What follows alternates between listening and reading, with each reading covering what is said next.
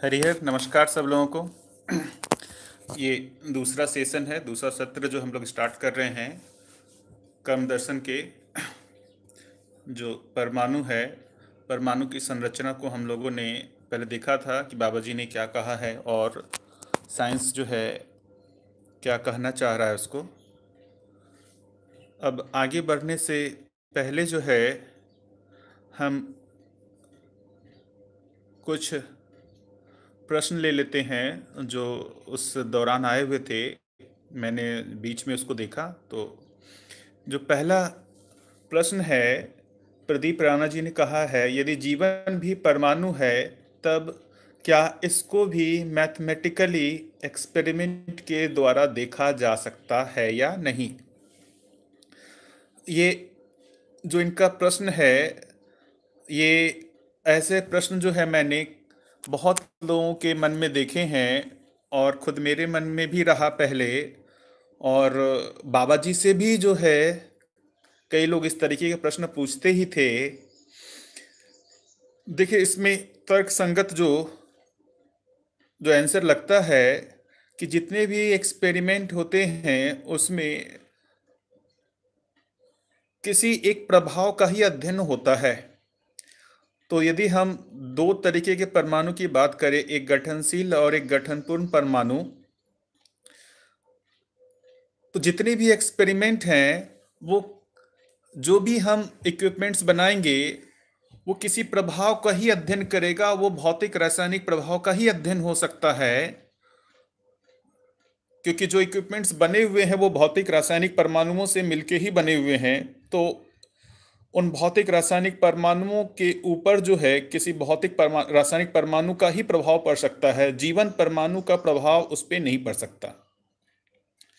तो इस आधार पर जो जीवन परमाणु है, जीवन परमाणु चूंकि भार बंधन और अनुबंधन से मुक्त है, इसलिए हम कोई भी भौतिक रासायनिक परमाणुओं से बनी ऐसी कोई भी एक्सपेरिमेंटल सेटअप को नहीं बना पा सकते जो इस जीवन परमाणु के साथ किसी भी तरीके का कोई प्रभाव प्रस्तुत करता हो।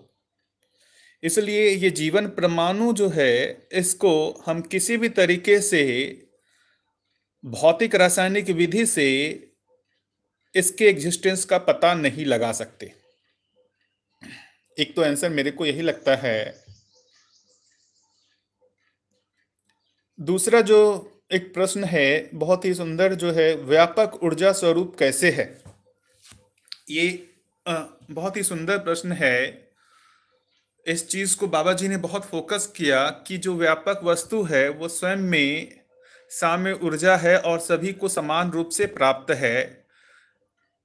यही साम्य ऊर्जा जो है, यही मूल कारण है हर एक परमाणु अंश से लेकर परमाणु में क्रियाशीलता को बनाए रखने का।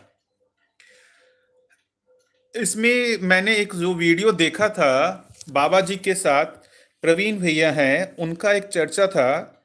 उसमें वो बाबा जी से ये बार बार पूछ रहे थे कि आप ऐसा क्यों कह रहे हैं कि ये व्यापक वस्तु जो है उसमें रहने के कारण हर एक परमाणु अंश या परमाणु हर एक इकाई ऊर्जित है। आप ऐसा क्यों नहीं कहते कि हर एक इकाई स्वयं में ऊर्जित है। वो परमाणु अंश जो है वो व्यापक में रहने के कारण ऊर्जित नहीं है, वो स्वयं में ऊर्जित है। उनका प्रश्न जो है तर्कसंगत तो लगता ही है। बाबा जी ने भी उसमें मेरे ख्याल से यही कहा था कि हमने ऐसा ही अनुभव किया है कि व्यापक ही साम्य ऊर्जा है और यही साम्य ऊर्जा सबको समान रूप से प्राप्त है। इस आधार पे ही जो है हर एक इकाई जो है ऊर्जित है।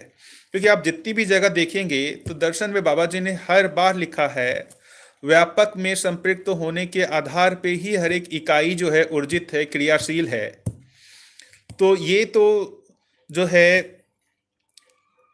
लैक तो जो है हुआ ही है, जो एक कहे परंपरा में इसकी पहचान नहीं हो पाई। हालांकि परंपरा में बहुत लोगों ने जो इसकी बात करते हैं, ब्रह्म की बात, ये सब की बात पुराने परंपरा में, तो वहाँ भी कहीं ना कहीं इसकी ओर कुछ इंगित करना चाह रहे थे, लेकिन वो क्लियर नहीं था। बाबा जी ने इसको पूरा क्लियर कट जो है ये बताया कि यही मूल्य ऊर्जा है, साम ऊर्जा यही है, और इसी ऊर्जा वश हर एक इकाई ऊर्जित है, क्रियाशील है। साइंस इस ऊर्जा को अभी नहीं पहचान पाया है। साइंस जो है अभी जितनी भी तरीके की ऊर्जा को पहचानता है, वो एक तरीके से परस्परता में ही, एक अंश दूसरे अंश के साथ परस्परता में आते हैं, तो उस दोनों के जो एक संगठन है उसकी ऊर्जा को ही पहचान पहचान पहचान पाया है। वो एक अंश जो है अपने आप में ही जो स्वयं ऊर्जित है, उसके आधार को वो नहीं पहचान पाया है। तो मेरे हिसाब से ये एक महत्वपूर्ण बात है कि ये जो साम्य ऊर्जा है, व्यापक है, इसका जो है अनुभव करना ही होगा। इसका अभी तक तर्क रूप में इतना ही लगता है कि इसको ऐसा ही तर्क रूप में प्रस्तुत किया जा सकता है। बाकी ये जो एक महत्वपूर्ण मुद्दा जो है, ये व्यापक ऊर्जा स्वरूप क्या है, कैसे है, इसका अनुभव होना पड़ेगा। ये आत्मा में इसी का ही तो अनुभव होता है, व्यापकता का अनुभव होता है, जहाँ पर वो उस व्यापक को साम्य ऊर्जा के रूप में अनुभव करता है। तीसरा जो है, are different quantum numbers helpful to understand the three different motions and in अंस and formation of an atom. देखिए, क्वांटम नंबर जो है ये सब क्वांटम थ्योरी है। एक महत्वपूर्ण बात बताए कि साइंस जो है वो कल्पनाशीलता और प्रयोग के आधार पर, कल्पनाशीलता और प्रयोग के आधार पर ही वो किसी एक निष्कर्ष पे पहुंचता है। उसने आंखों से कुछ देखा नहीं है, या अभी तक उसने कोई क्लियर कट जगह पे पहुंचा नहीं है। कुछ थ्योरी उसने डेवलप किया, जैसे पहले बोर्स का मॉडल आया एटम का, उसमें उसने बात की कि सेंटर में न्यूट्रॉन प्रोटॉन है और चारों तरफ इलेक्ट्रॉन चक्कर काट रहे हैं। लेकिन इस संरचना के आधार पे भी ऐसे बहुत सारे एक्सपेरिमेंटल रिजल्ट थे जो एक्सप्लेन नहीं हो रहे थे। उसको एक्सप्लेन करने के लिए एक क्वांटम थ्योरी आई। क्वांटम थ्योरी जो है वो अपने आप में ही एक अलग तरीके का कंसेप्ट है। उस आधार पे उन्होंने कुछ चीज़ों को एक्सप्लेन करने की कोशिश की जो बोर्स मॉडल से एक्सप्लेन नहीं हो रही थी। लेकिन ये कहें कि इसने भी पूरी तरीके से अच्छे से समझ लिया है, ऐसा नहीं है। तो अभी हर थ्योरी जो है उसका अपना कुछ कहें कि इम्पोर्टेंस है, जो वो अभी तक की जो भी चीज़ें एक्सपेरिमेंटल जो ऑब्जर्वेशन है उसको वो जो एक्सप्लेन नहीं हो रही थी उसको वो एक्सप्लेन करता है। बट उसके साथ ड्रॉबैक भी है कि कुछ और भी ऐसी चीज़ें हैं जिसको वो एक्सप्लेन नहीं कर पा रहा। इसलिए साइंस जो है किसी भी तरीके के अभी उसने फिक्स्ड नहीं कर दिया है कि यही फंडामेंटल और यही लास्ट थ्योरी है। उसमें चल ही रहा है उनका शोध कार्य। तीसरा एक और जो प्रश्न है, क्या सभी अंश एक दिशा में घूर्णन करते हैं, केंद्र व परिवेशीय अंश? देखिए, एक तो जो है बाबा जी ने भी कहा है कि एक अंश यदि किसी परमाणु में नहीं है तो वो घूर्णन कार्य करता ही रहता है व्यापक में। साइंस में भी इस बात को कहा ही जा रहा है कि जो भी इलेक्ट्रॉन प्रोटॉन न्यूट्रॉन है वो घूर्णन कार्य तो करते ही हैं, चाहे वो नाभिक में हो, सेंटर में प्रोटॉन न्यूट्रॉन हो, और या इलेक्ट्रॉन जो चारों ओर चक्कर काट रहे हैं। इलेक्ट्रॉन जो है वो घूर्णन के साथ साथ जो है एक सर्कुलर मोशन भी करता रहता है। तो वो क्या एक ही दिशा में घूर्णन करते हैं? देखिए, यदि इलेक्ट्रॉन जो है यदि एक सर्कल में घूम रहा है तो आप ध्यान से सोचें तो उसमें दो दिशा हमेशा ही बनी रहती है, एक क्लॉकवाइज और दूसरी एंटी क्लॉकवाइज। सो इसलिए इसको जो है साइंस जो है अप स्पिन और डाउन स्पिन के नाम से जानता है। इसलिए दो दिशा हमेशा ही बनी रहती है। दो और जो कमेंट हैं विपिन भैया का कि साइंस में भी किसी ने कुछ नहीं देखा है, सब कुछ एजम्पशन ही है। देखिए, ऐसा कहना भी बहुत उचित नहीं है कि साइंस में किसी ने भी कुछ नहीं देखा है। यदि हम यहाँ देखने की बात आंखों से कहें तो आंखों से निश्चय ही किसी ने कुछ नहीं देखा है, और क्योंकि आंखों की अपनी एक क्षमता है, वो एक निश्चित जो कहे कि साइज के चीज़ों को ही देख सकता है, उससे कम साइज की चीज़ों को नहीं देख सकता है। लेकिन उसने ऐसे अपनी आंखों की क्षमता को बढ़ाने की कोशिश की है, बहुत सारे जो है इक्विपमेंट्स बनाए हैं जिससे वो अपनी आंखों से जो नहीं दिखता है उसको वो देख पा रहा है। तो सब एजम्पशन ही है, ऐसा कहना नहीं है कि उसमें कुछ चीजें तो जो है उन्होंने समझा ही है।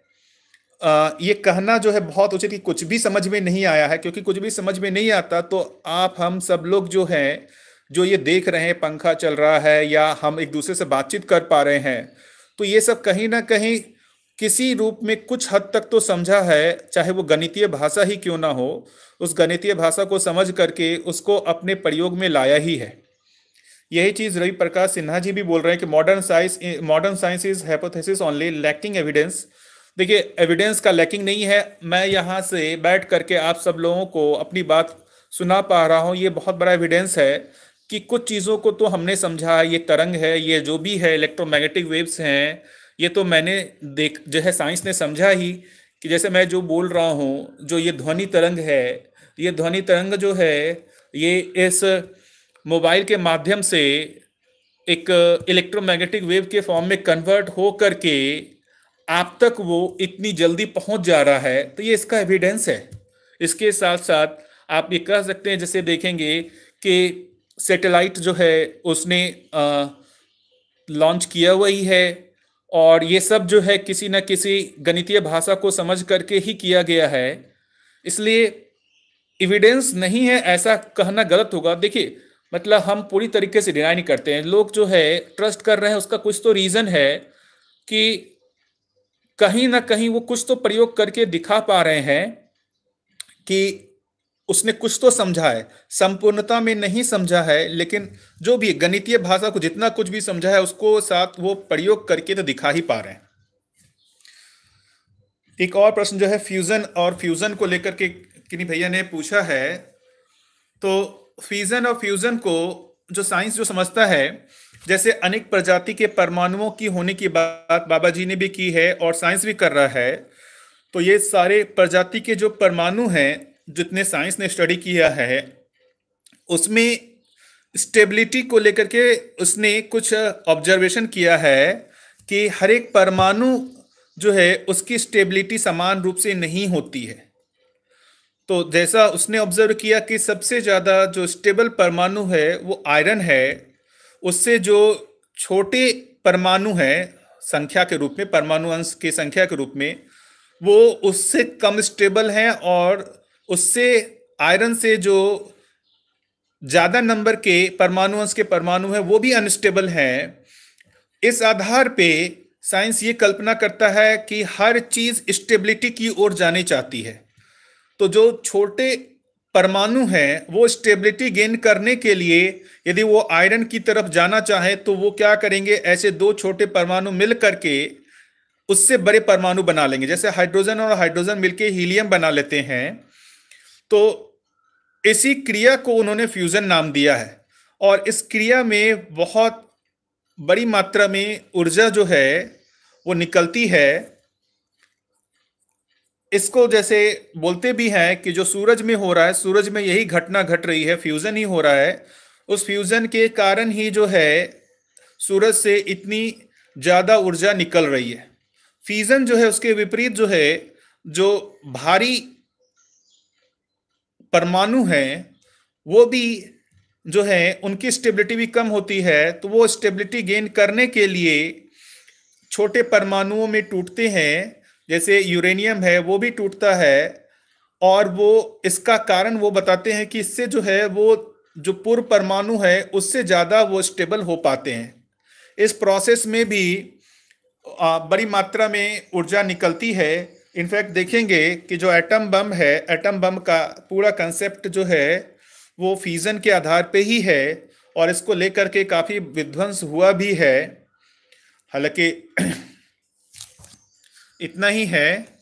अब आगे हम लोग बढ़ने से पहले एक बार समराइज कर लेते हैं कि परमाणु संरचना को लेके जो हम लोगों ने बात की है। तो पहले मैं बाबा जी के अनुसार, बाबा जी ने जो सबसे पहले परमाणु संरचना को समझने से पहले वो सहअस्तित्व की बात करते हैं, हर जगह की अस्तित्व सहअस्तित्व के रूप में है। और इस आधार पे हर एक इकाई जो है दूसरे के साथ सहअस्तित्व को पहचान करके ही निर्वाह कर रही है। इस आधार पर बाबा जी ने जो ये कहा कि हर एक परमाणु अंश जो है वो उसमें भी सहअस्तित्व की प्रेरणा है, और इस प्रेरणावश ही वो अंश जो है, एक परमाणु अंश जो है वो किसी दूसरे परमाणु अंश के साथ मिल करके परमाणु बना लेता है, जो एक निश्चित आचरण व्यक्त करता है। अब यहाँ पर ये बात आती है कि भाई परमाणु अंश का निश्चित आचरण नहीं है, लेकिन परमाणु एक निश्चित आचरण को व्यक्त करते हैं। अब ऐसा नहीं हुआ कि परमाणु अंश मिलके परमाणु बना लिए तो वो वहीं पर चुपचाप बैठे हुए हैं कि परमाणु बन गया, हो गया, तृप्त हो गया। नहीं, ये परमाणु जो है ये इससे बड़ी व्यवस्था में भागीदारी के लिए अपना जो है प्रयत्नशील हैं ही। परमाणु जो है वो अणु बना रहे हैं, और अणु जो है उससे बड़ी रचना बना रही है। इस बड़ी रचना को देखते हुए आगे देखेंगे तो ये धरती जो है इतनी बड़ी रचना के रूप में दिख ही रही है। तो उस अर्थ में जो भी चीजें यहाँ पर हो रही हैं, मतलब देखेंगे तो वो एक एक छोटी व्यवस्था है। वो स्वयं में परमाणु सबसे छोटी व्यवस्था, ऐसा कह सकते हैं कि सबसे छोटी व्यवस्था परमाणु है, लेकिन वो व्यवस्था वो आइसोलेटेड व्यवस्था नहीं है। वो संपूर्णता के अर्थ में उससे बड़ी व्यवस्था के लिए ही भागीदार है। तो इस अर्थ में हर एक इकाई जो है अपने एक में एक व्यवस्था हो है, और वो उससे बड़ी व्यवस्था के लिए भागीदार है। तो इस अर्थ में बाबा जी ने जो है परमाणु को समझा, और इस अर्थ पे ये भी निष्कर्ष निकाला कि जीवन भी एक परमाणु है और गठनपूर्ण परमाणु है। तो जिस अर्थ में हर एक गठनशील परमाणु जो है वो व्यवस्था को पहचान करके व्यवस्था में होने के लिए प्रयत्नशील हैं, तो गठनपूर्ण परमाणु भी उसमें भी ऐसा निकलता है तर्कसंगत कि इसमें भी व्यवस्था को पहचान करके किसी एक व्यवस्था में होने की प्रवृत्ति होगी ही, और वो दिखता भी है। जैसे पूरे मानव जाति को देखें तो वो अभी जितना भी इस धरती पे आना हुआ, उसमें से आप देखिए जो भी उन्होंने प्रयोग किया उससे कोई व्यवस्था प्रमाणित नहीं हो पाई है। इसलिए जो है प्रयोग चल ही रहे, अलग तरीके से प्रयोग पहले हुआ, अभी भी प्रयोग हो रहा है। और ये जब तक इस धरती पे ये व्यवस्था प्रमाणित नहीं हो जाती है, मानवीय व्यवस्था, ये मानव का प्रयास चलता ही रहेगा। इसी प्रयास वश ही जो है आप ये कह सकते हैं इस दर्शन का भी जो इस धरती पे आना हुआ बाबा जी के माध्यम से, वो भी मैं मानता हूं कि इसी अर्थ में ही रहा, क्योंकि ये अस्तित्व ही सहअस्तित्व के रूप में है। तो ये व्यवस्था प्रमाणित होना ही चाह रहा है, मानव भी एक व्यवस्था में जीना ही चाह रहा है। व्यवस्था का स्वरूप पता नहीं चल रहा, क्योंकि आज तक कोई भी इस तरीके से दर्शन ने जो भी है इस मानवीय व्यवस्था की बात नहीं की, या जो भी है। तो बाबा जी ने बहुत सुंदर ढंग से जो है उस गठनशील परमाणु में जो सहअस्तित्व को स्थापित करके उसको जो अध्ययन किया, उसके साथ ही जो है गठनपूर्ण परमाणु में भी उस व्यवस्था की बात कर रहे हैं। लेकिन जो यहाँ पर दिक्कत ये भी कह रहे हैं कि गठनशील परमाणु जो हैं उसमें से पहचानना, निर्वाह करना है। इस आधार पर वो सहअस्तित्व को प्रमाणित करेंगे ही, वो कर ही रहे हैं। कोई भी हाँ जी, थोड़ा सा कनेक्शन लॉस हो गया था। तो मैं जो बात कर रहा था कि गठनशील परमाणु जो है वो व्यवस्था को प्रमाणित कर ही रहे हैं, सहअस्तित्व को प्रमाणित कर ही रहे हैं।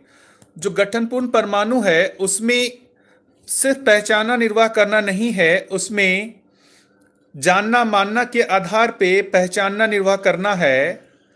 इस अर्थ में यदि मनुष्य का जानना मानना ठीक नहीं होगा तो पहचानना, निर्वाह करना भी ठीक नहीं होगा। एक बड़ी बात है कि इस सहअस्तित्व की पहचान, ये इस सहअस्तित्व का हम लोगों में अनुभव होना, इसका हमारे में ज्ञान होना आवश्यक है, क्योंकि इस ज्ञान के हुए बिना हमारे में सहअस्तित्व के आधार पर पहचाना, निर्वाह करना नहीं हो पाएगा। जो वर्तमान में दिख भी रहा है कि जो मानवीय व्यवस्था नहीं दिख रही है, जो मनुष्य का निश्चित आचरण नहीं दिख रहा है, उसका मूल कारण है कि इस अस्तित्व की पहचान नहीं हो पाई है। इसी के विपरीत जो ये साइंस को देखें तो साइंस ने जो परमाणु को समझने की कोशिश की, उसके मूल में उसकी कुछ जिज्ञासा रही। वो मूल में किसी व्यवस्था के अर्थ में उसने परमाणु को पहचाना या उसके संरचना को पहचानने की कोशिश की, ऐसा नहीं है। जैसे मूल में यही रहा कि भाई उसकी जिज्ञासा है, वो अति सूक्ष्म इकाई को पहचानने की कोशिश किया और उस तरफ वो कुछ लोगों ने कोशिश किया, उसकी कोशिश को और बाकी लोगों ने बढ़ाया। तो साइंस जो है वो किसी व्यवस्थागत मानसिकता से उस ओर नहीं गया। तो उसने जो है जो भी पहचाना, जितना भी पहचाना, उसमें एक जो बड़ी भूल हो गई, या जो मुझे लगता है कि ये एक जो एक कहें कि एक बहुत बड़ा नियम के रूप में जो काम कर रहा है पूरे अस्तित्व में, सहअस्तित्व ही जो मूल नियम है, इसकी पहचान नहीं हो पाई। तो वो एक जगह पे जो है थोड़ा सा मामला गड़बड़ा गया। बाकी उसने जो है जो भी गणितीय भाषा को पहचाना, उसमें काफी कुछ हद तक सफलता पाया भी है। गणितीय भाषा को जो भी है उसमें क्या संरचना है, किस आधार पे है, उसके नियम किस आधार पे है, इस सब को पहचानने की कोशिश किया ही। लेकिन यही है कि वो पूरा नहीं पड़ा, और जिस आधार पर जो गठनशील परमाणु में एक व्यवस्था को नहीं पहचानने का ही कारण रहा कि उस ओर मनुष्य का ध्यान भी नहीं गया कि वो भी एक प्रकृति का अंश है, तो उसे भी एक व्यवस्था में होना चाहिए। तो बाबा जी के माध्यम से ये हुआ है तो एक अच्छी बात है, इसको हमारे को स्वीकार करना चाहिए। साइंस का भी ध्यान जाएगा किसी और, तो वो भी इस ओर ध्यान देगा ही और कार्य करेगा ही। चलिए आगे बढ़ते हैं हम लोग। जो दूसरा चैप्टर है विकास क्रम विकास, पहले इसको हम समझ लेते हैं कि जो है ये दर्शन में जो बाबा जी क्या कह रहे हैं, विकास क्रम विकास। देखिए जो ये बात हो रही है कि पूरे अस्तित्व में देखेंगे तो परमाणु अंश से लेकर के जागृति परम तक ही कोई भी चीज होगा वो इस बीच में ही होगा। तो परमाणु अंश से लेकर के ये परमाणु बना रहे हैं, परमाणु से परमाणु जो है बहुत अणु बना रहे, अनुरचित पिंड बना रहे हैं। ऐसे बहुत तरीके के जो हैं हमारे पास जो हैं दिख ही रहे हैं, पदार्थ अवस्था, प्राण अवस्था दिख रहे हैं। और फिर यही परमाणु जो है संक्रमित हो करके गठनपूर्ण परमाणु होता है, और उस गठनपूर्ण परमाणु में फिर कोई प्रस्थापन विस्थापन नहीं होता, उसके बाद उसमें गुणात्मक परिवर्तन ही होता है। तो जो बाबा जी विकास कह रहे हैं, वो जो विकास की बात कर रहे हैं, वो विकास का मतलब सिर्फ इतना ही है कि परमाणु में जो गठनशील परमाणु है वो गठनपूर्ण परमाणु जो बन जाता है, इसको ही विकास कह रहे हैं। और जो ये विकास क्रम कह रहे हैं, तो ये परमाणु गठनशील परमाणु जो हैं वो कई तरह के गठनशील परमाणु मिल करके जो अणु बना रहे हैं, अणु से कई तरह की रचनाएं हो रही हैं, जैसे पेड़ पौधे, मिट्टी, पानी, हवा, ये अलग तरीके की रचनाएं जो दिख रही हैं, इन रचनाओं को ही ये विकास क्रम कह रहे हैं। और इस रचना का जो आगे चल के हम लोग देखेंगे, इस रचना में जो सबसे सर्वोत्कृष्ट रचना जो बाबा जी बोलते हैं वो मेधस को बोलते हैं कि ये रचना का सबसे मैं कहे कि सर्वोत्कृष्ट भाग है वो मेधस है। लेकिन इन सब को उन्होंने विकास क्रम ही कहा, इसमें विकास नहीं कहा उन्होंने। तो विकास मूलतः वो जो कह रहे हैं परमाणु, गठनशील परमाणु के गठनपूर्ण परमाणु होने को ही वो विकास कह रहे हैं। आगे चलते हैं, वो जैसे से आता जाएगा हम लोग और बात करते जाएंगे। विकास क्रम में अनेक प्रजाति के अणु, परमाणु, अनुरचित रचनाएं सुस्पष्ट हैं। इसलिए देखिए बाबा जी ने विकास क्रम में कहा है कि ये अलग तरह के जो प्रजाति के परमाणु, अणु हैं, अनुरचित रचनाएं हैं, ये सब विकास क्रम में ही है। जैसे धरती एवं अनेक ग्रह गोल अस्तित्व में विद्यमान हैं, ये सभी रचनाएं ठोस, तरल, विरल के रूप में ही वर्तमान हैं। इस धरती पर ये तीनों स्थितियां सुस्पष्ट हैं। तीनों स्थितियां मतलब जो ठोस, तरल, विरल की बात कर रहे हैं कि इस धरती पे तीनों ही चीज दिखते हैं। हवा भी दिख रहा है, पानी भी दिख रहा है, ठोस भी दिख रहा है, और भी सब बहुत सारी चीजें जो ठोस, तरल, विरल के रूप में हैं। इनमें से तरल वस्तु के रूप में जो पानी है वही सर्वप्रथम यौगिक क्रिया का वैभव है। तो समय सबसे पहला जो वो यौगिक क्रिया बोल रहे हैं वो पानी को ही बोल रहे हैं, क्योंकि इस पानी के साथ ही जो है जितने भी रस रसायन बन रहे हैं इस पानी के योग संयोग से ही बन रहे हैं। तो उन्होंने कहा है कि पानी का धरती के संयोग के आधार पर अम्ल और क्षार होना पाया जाता है। अम्ल और क्षार जो है वो एसिड और बेस की बात कर रहे हैं कि इस धरती के साथ जो पानी का संयोग होता है तो वो अलग अलग तरीके के संयोग के होने के आधार पर अम्ल और क्षार जो है वो बनता है। इनका निश्चित मात्रा तक उदय होने के बाद ही ब्रह्मांडीय उष्मा के संयोजन से प्रतिबिंबन परस्परता में पहचानने का आधार प्रभाव से पुष्टि तत्व व रचना तत्व के रूप में द्रव्य रचनाएं होना पानी में पाया गया। अब ये बहुत महत्वपूर्ण बात जो बाबा जी कह रहे हैं, ये जो पदार्थ अवस्था से प्राण अवस्था का उदय कैसे हुआ है इसकी बात कर रहे हैं कि पदार्थ अवस्था से प्राण अवस्था के उदय से पहले जो है कई तरीके के रस रसायन बने, कई तरीके के यौगिक बने, और ऐसे यौगिक बनने के क्रम में जो ब्रह्मांडीय उष्मा है, ब्रह्मांड से जो भी जो उष्मा है उसके आधार पे जो पुष्टि तत्व और रचना तत्व जो है ये द्रव्य रचनाएं पानी में जो है बननी शुरू हुई। तो ये जो बोल रहे हैं कि प्राण कोशिका जो है, प्राण कोशिका को देखेंगे जो है प्राण कोशिका के अंदर ही पुष्टि तत्व और रचना तत्व है। तो ये जो ब्रह्मांडीय उष्मा के प्रभाव से ये जो रस रसायन है इनके मिलने से ही एक तरीके से ये कहें कि प्राण कोशा का बनना होता है। इस प्राण कोशा के जो बोल रहे हैं इसके मूल रूप को काई कहा जाता है। तो जो सबसे पहला जो बोलते भी हैं कि जो प्राण कोशा जो है सबसे पहला जो एक लिविंग, जो साइंस इसको लिविंग सेल कहता है। लिविंग सेल का मतलब जो है कि आगे चल के देखेंगे प्राण कोशा जो है वो अपने आप में श्वसन प्रश्वसन करते हुए दिखते हैं और मल्टीप्लाई करते हुए दिखते हैं, जो पदार्थ अवस्था में नहीं दिखता। पदार्थ अवस्था वो एक निश्चित जैसा है वैसा बना रहता है, लेकिन प्राण अवस्था वो जैसा है वैसा बने हुए रहने के साथ वो अपनी संख्या को भी बढ़ाता रहता है। तो इस आधार पर वो प्राण अवस्था की जो है वो पदार्थ अवस्था से भिन्न है। तो उसकी जो सबसे मूल इकाई को काई कहा जाता है। ऐसे काई के अनंतर ही प्राण कोशाओं से रचित रचनाएं एक कोशीय, द्विकोशीय, बहुकोशीय विधि से घटित हो चुकी हैं। तो बोल रहे हैं कि ऐसे बहुत सारे प्राण कोशाएं जो हैं, जो सेल हैं, वो एक कोशिकीय, द्विकोशीय, बहुकोशिकीय विधि से घटित हो ही रही है। जैसे हमारे को ह्यूमन बॉडी को देखे तो ये बहुत सारी कोशिकाओं से मिलकर बना हुआ है, लेकिन ऐसा भी एक कोशिका है जो मतलब यूनिसेल्युलर है। जैसे एक मेरे को याद है बहुत छोटे में अमीबा मैंने पढ़ा था, जो एक कोशिकीय उसको जीव कहते कि वो सिर्फ एक कोशिका ही रहता है। तो ऐसे बाबा जी बोल रहे हैं कि एक कोशिकीय, द्विकोशिकीय, बहुकोशिकीय प्राण कोशाएं जो हैं वो इस तरीके से बने हुए ही हैं, या एक रचना में विकास क्रम को प्रदर्शित करता है। तो ये बता रहे हैं कि ये रचना में एक विकास क्रम को प्रदर्शित करता है। कि विकास क्रम का मतलब है एक कोशिकीय से ज्यादा विकसित रचना द्विकोशिकीय, उससे ज्यादा विकसित रचना बहुकोशिकीय है। यह धरती अपने में मृदा, पाषाण, मणि, धातु के रूप में छोटी बड़ी रचना विद्यमान है। यौगिक क्रिया वैभव के रूप में प्राण कोशाओं से रचित रचनाओं को वनस्पति संसार कहते हैं। अब ये बोल रहे हैं कि जो यौगिक क्रिया वैभव के रूप में जो प्राण कोशिकाएं हैं उनसे रचित रचनाओं को वनस्पति संसार कहते हैं। पेड़ पौधे ये सब जो हैं वो देखेंगे प्राण कोशिकाओं से ही मिलकर बने हुए हैं। इसलिए आप देखेंगे एक छोटा पौधा जो है वो एक छोटे से बड़ा होता हुआ दिखता है, क्योंकि ये जो प्राण कोशिकाओं में ये जो एक वैभव दिखता है कि वो अपने जैसा बने हुए रहते हुए और मल्टीप्लाई करते रहते हैं।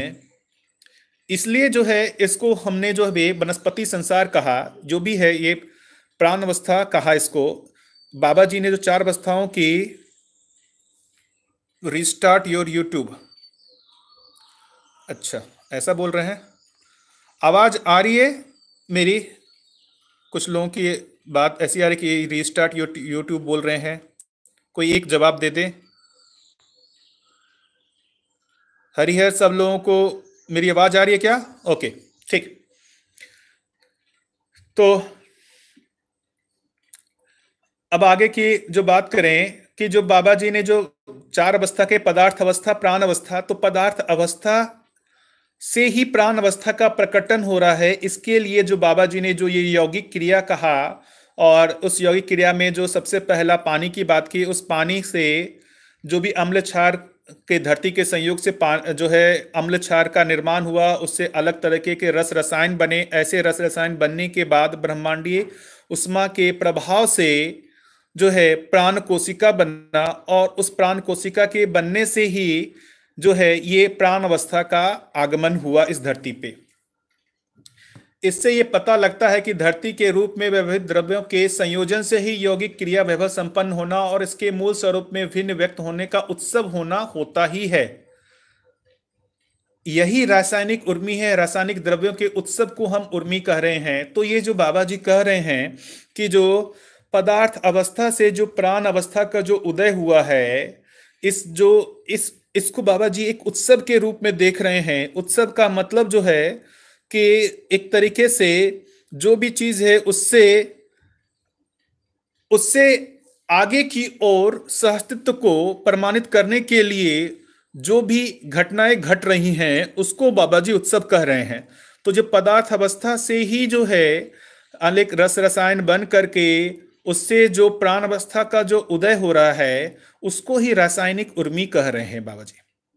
हर प्राण कोशा में प्राण सूत्रों का होना पाया जाता है। इसी में रचना तत्व व पुष्टि तत्व निश्चित मात्रा में समाया रहता है और रचना विधि निहित रहती है। बहुत सुंदर बात जो ये कह रहे हैं, ये साइंस भी बात कह रहा है। यहां पर जो हम लोग साइंस के अकॉर्डिंग देखें तो साइंस जो है डीएनए आरएनए की बात कर ही रहा है, कि बोलता ही है कि हर एक मनुष्य का डीएनए अलग अलग होता है।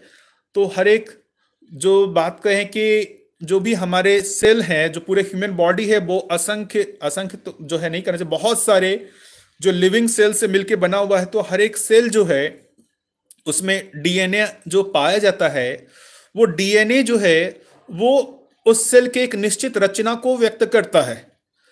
और इसी रचना के आधार पर जैसे एक जो है प्राण कोशा दो प्राण कोशा में डिवाइड होते हैं, तो वो एक जैसे ही रचना को व्यक्त करते हैं।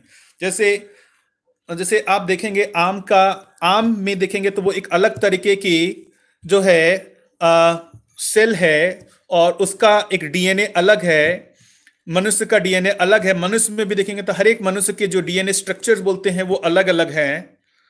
तो इसी चीज को बाबा जी भी कह रहे हैं कि हाँ, हर प्राण कोशा में प्राण सूत्रों का होना पाया जाता है। इसी में रचना तत्व पुष्टि तत्व निश्चित मात्रा में समाया रहता है। रचना तत्व पुष्टि तत्व जो है उसी की बात कर रहे हैं, डीएनए प्रोटीन्स की ही बात कर रहे हैं बाबा जी।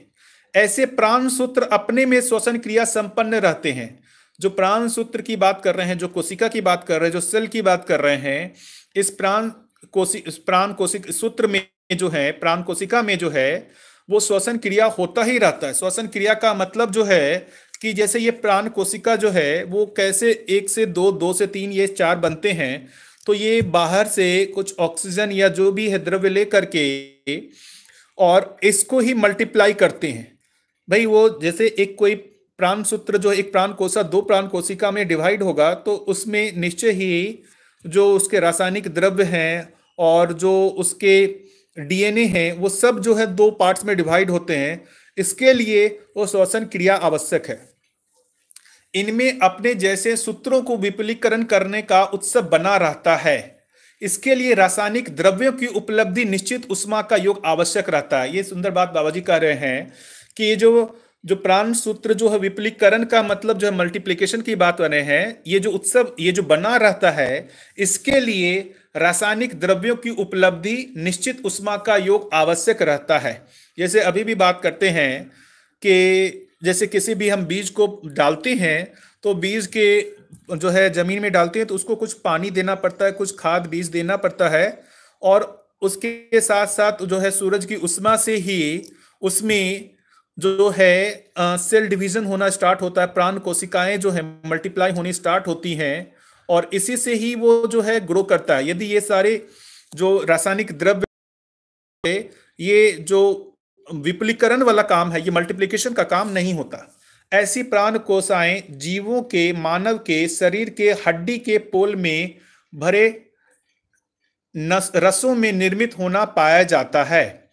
अब जो बोल रहे हैं कि जो प्राण कोशिकाएं जो हैं ये कहाँ निर्मित होती हैं, तो ये बोल रहे हैं कि जो जीव हैं, मनुष्य शरीर है, इनके जो हड्डी के पोल में भरे रसों में जो है ये प्राण कोशिकाएं निर्मित होती रहती हैं, और शरीर की आवश्यकता के अनुसार जहां जहां शरीर में यह आवश्यक होता है वहां वहां ये डिस्ट्रीब्यूट होता रहता है। इसी के साथ प्राण सूत्रों के संयोजनवश अनेक सूत्र और कोशिका निर्मित होते हैं। अब बोले प्राण सूत्रों के संयोजनवश अनेक सूत्र और कोशिका निर्मित होते हैं, तो ये जैसे देखेंगे तो अभी अपन भी बात करते ही है, सेल है, टिश्यूज हैं, तो कई सेल्स मिलकर के टिश्यूज का निर्माण करते हैं, और ये टिश्यू जो है वो एक निश्चित जो है कोई एक कार्य कर रहे होते हैं। जैसे हमारे शरीर में देखें तो बहुत तरीके के अंग अवयव हैं, हृदय है, लीवर है और किडनी है, इस तरीके के जो भी हैं, तो ये सब जो है ये इसके मूल रूप में देखेंगे तो कोशिका ही है, सेल है। ये सेल जो है खास तरीके के जो है इसको हम लोग जो है टिश्यूज बना करके ही जो है एक खास तरीके के कार्य कर रहे होते हैं। फलस्वरूप ऐसी कोशिकाएं रासायनिक द्रव्यों के साथ रक्त के रूप में अपने अस्तित्व को सुरक्षित रखते हुए शरीर की रचना में कार्य करता हुआ देखने को मिलता है। तो ये कोशिकाएं जो है रसायन द्रव्यों के साथ रक्त के रूप में अपनी अस्तित्व को सुरक्षित रखते हुए शरीर की रचना में कार्य करता हुआ देखने को मिलता है। वनस्पति संसार में रस संचार तंत्रणा में पत्ती और जड़ की क्रियाकलाप में रस संचय होता है, फलस्वरूप प्राण कोशिकाएं बनती रहती हैं। तो बाबा जी ने जैसे बोला कि जो मनुष्य के शरीर और जानवरों के शरीर में जो हड्डी है, हड्डी के जो पोल में जो रस है वहां पर ही प्राण कोशिकाओं का निर्माण होता रहता है। उसी तरीके से जो है जैसे बोलेंगे मनुष्य का शरीर भी तो एक जो है प्राण अवस्था की ही इकाई है, बस इसमें इतना ही है कि इसमें जीवन के संयोग के साथ ही ये जो है चलता है। लेकिन जो है वनस्पति संसार देखेंगे तो वो तो पूरी तरीके से प्राण अवस्था की इकाई है। उसमें प्राण कोशा जो है उसका निर्माण बाबा जी बोल रहे हैं पत्ती और जड़ में उसका निर्माण होता रहता है। इस प्रकार रचनाओं में विकास प्रवृत्ति प्राण कोशिकाओं में समाहित रहना सुस्पष्ट है। इसका प्रमाण रचनाओं में विविधता ही है। वर्तमान में पाई जाने वाली विभिन्न रचनाएं रचना में विकास क्रम की गवाही है। इस क्रम में मानव शरीर रचना तक का वैभव इस धरती पे स्पष्ट हो चुका है। तो ये बोल रहे हैं कई तरीके की रचनाएं इस धरती पे दिख ही रही हैं। इतने तरीके के पेड़ पौधे दिखते हैं, इतने तरीके के जानवर दिखते हैं, इतने तरीके कीट पतंग दिखते हैं, और उसी में ही मानव भी दिखता है। तो बोल रहे हैं कि इन रचनाओं में जो है एक जो है विकास क्रम दिख रहा है कि जो है पदार्थ अवस्था से प्राण अवस्था, उस प्राण अवस्था से फिर जीव अवस्था से ज्ञान अवस्था में जो ये मनुष्य शरीर आया है, ये एक विकास क्रम के तहत ही आया है, जो कि इस धरती पे अभी तक स्पष्ट हो चुका है। हो सकता है किसी दूसरी धरती पे ये चारों अवस्थाएं प्रकट नहीं हुई हों, लेकिन वहां पर भी ये विकास क्रम होगा ही, आज नहीं तो कई सालों के बाद वहां पर भी ये जो है जैसे इस धरती पे वैभव प्रकट हुआ है वहां पर भी वो प्रकट हो। प्राण कोशिकाओं से रचनाएं छोटे बड़े पौधे, वृक्ष, लता, गुल्म के रूप में होते हुए आगे छोटे बड़े जीवों के शरीर रूप में अपने को स्पष्ट करती है।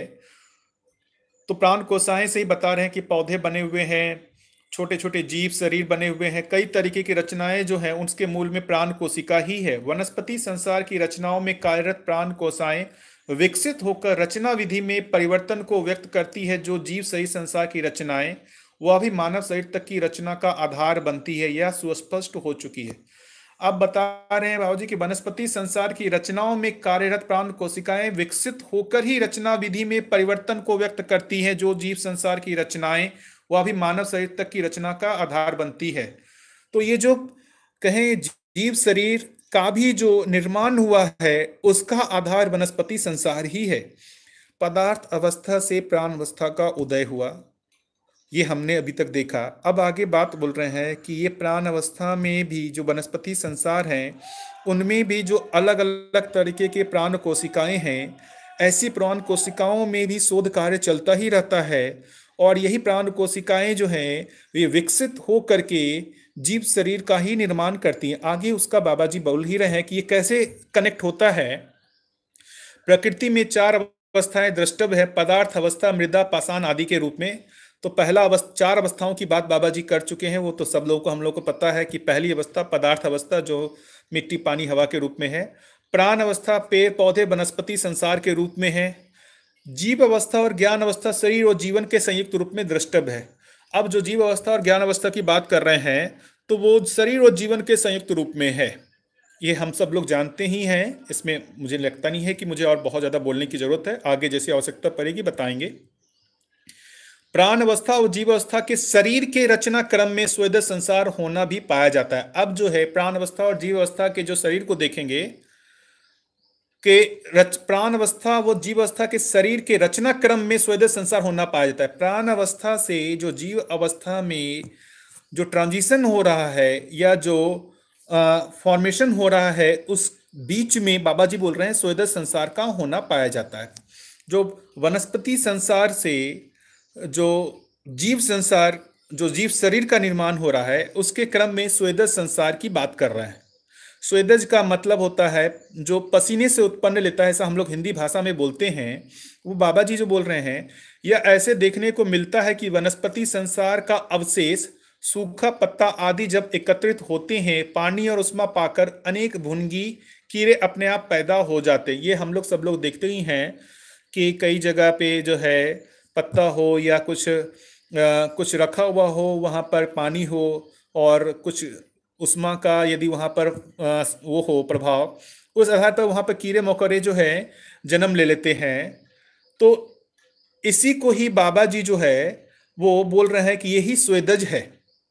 जो स्वेदज संसार जो बोल रहे हैं वो इसी को ही बोल रहे हैं। जो किसी भी, जैसे मिट्टी पानी हवा, कहीं पर भी जैसे देखेंगे, जैसे कहीं पे कुछ कपड़ा ही रखा हो या पत्ता रखा हो, वहाँ कुछ नमी हो, कुछ सूरज का प्रभाव, उससे वहाँ पर कीड़े मकोड़े जो बनते हैं, इसको बाबा जी जो है वो स्वेदज संसार बोल रहे हैं। यही स्वेदज संसार जो है आगे जो है अंडज संसार के लिए कनेक्टिंग का काम करता है। तो वो आगे जो बाबा जी बोले, यही आगे अंडज संसार के रूप में प्रदर्शित होते हैं। तो पदार्थ अवस्था से अभी तक बात करें तो प्राण अवस्था, पदार्थ अवस्था से ही प्राण अवस्था का उदय हुआ। प्राण अवस्था से जो जीव अवस्था है उसके बीच में एक स्वेदज संसार आया। स्वेदज संसार से ही बता रहे हैं कि और आगे अंडज संसार की उत्पत्ति हुई। इस विधि से ये गुणवत्ता को स्थापित करता हुआ देखने को मिलता है। यह स्वेदज संसार जलचर भूचर नवचर के रूप में देखने को मिलता है। तो स्वेदज संसार जो है जलचर भूचर नवचर के रूप में, जलचर भूचर और नवचर का मतलब जो जल में चलने वाले हैं, भूचर का मतलब जो जमीन पे चलने वाले, नवचर का मतलब जो आकाश में चलने वाले। तो ऐसे हम देखते हैं कीट पतंग हैं जो, या कीड़े मकोड़े हैं जो जमीन पे चलने वाले, ये सब जो स्वेदज संसार इस तीनों ही जगह पे दिखते हैं। अंडज संसार बलवती होते हुए आकाश में उड़ता हुआ पक्षियों के रूप में बड़े बड़े जलचरों और भूचरों के रूप में देखने को मिलता है। तो ये जो स्वेदज संसार से जो अंडज संसार का मतलब जो अंडे से जन्म लेता हो, जैसे मुर्गी हुआ और बहुत तरीके के आप जो है पक्षियों को देखें, तो वो जो है उसको अंडज संसार कह रहे हैं। क्योंकि वहाँ पर जो एक शरीर से दूसरे शरीर का जो निर्माण होता है, उसमें वो एक बीच में अंडे होता है, वो जो भी जीव है एक अंडा देता है, उस अंडे से वो दूसरा शरीर का निर्माण होता है।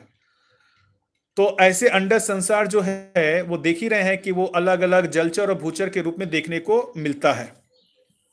ऐसे अंडज संसार पिंड संसार को जोड़ते हैं। तो अब जो पिंड संसार हुआ, जैसे पिंड संसार में जो पिंड से पैदा, से बकरी हो गया, गाय हो गया, ये कोई अंडा देके इसमें बच्चे पैदा नहीं होते, डायरेक्ट एक शरीर से ही दूसरे शरीर का जो है निर्माण होता है। तो वो जो पिंडज संसार है वो अंडज संसार से ही जो है कनेक्ट करके बाबा जी ने बताया है कि ऐसे अंडज संसार पिंडज संसार को जोड़ता है।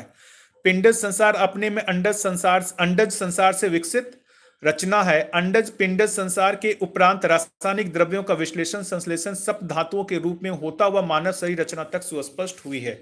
अब जो है इसको मैं फिर से अच्छे से समराइज कर दूं कि जो ये पदार्थ अवस्था से प्राण अवस्था, प्राण अवस्था से जो अभी जीव अवस्था की बात आई है, तो अभी हम लोग जो जीव अवस्था की बात करें और ज्ञान अवस्था, तो वो दोनों ही जगह जो शरीर रचना है उसका मूल आधार प्राण अवस्था ही है। प्राण अवस्था से जीव अवस्था के कनेक्टिंग के लिए जो बीच में एक जो संसार बताया वो अंडज संसार जो है, सॉरी, स्वदेश संसार बताया, वो स्वेदज के से वो अंडज संसार की उत्पत्ति हुई, अंडज से पिंडज संसार की उत्पत्ति हुई, और इस पिंडज जो भी है इस जीव संसार की, या पिंडज जो भी है उसी क्रम में मनुष्य का भी है, मनुष्य शरीर का भी निर्माण हुआ है, जहां पर सप्त धातुओं की बात कर रहे हैं। सप्त धातुओं से रचित जो है मानव शरीर की रचना सुस्पष्ट हुई है।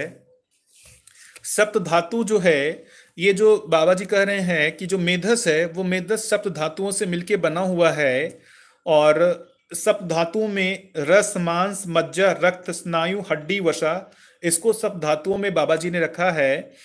और इसी को आगे में कहेंगे कि ये जो अपने से श्रेष्ठ रचना की ओर अग्रसर है, ताकि ये जो है जीवन अपने आप को प्रमाणित कर पाए, इसके लिए जो है समृद्ध मेधस का होना आवश्यक है।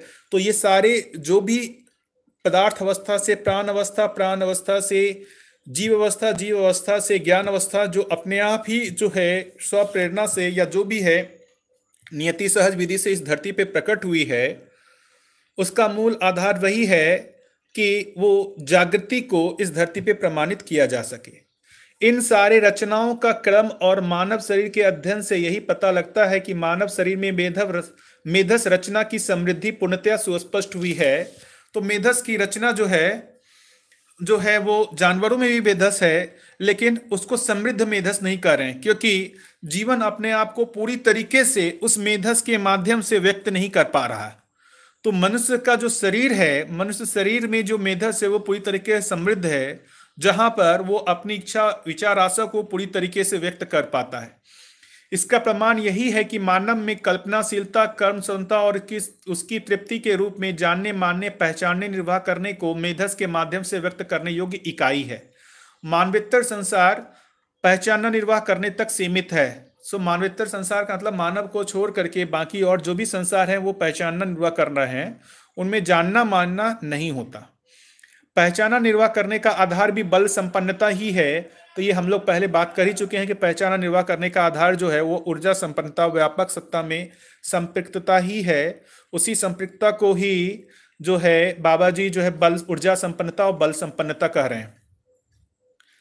यही ऊर्जा संपन्नता, बल संपन्नता जीवंत स्वस्थ मानव में जानने, मानने, पहचान निर्वाह करने के रूप में प्रमाणित हो चुकी है।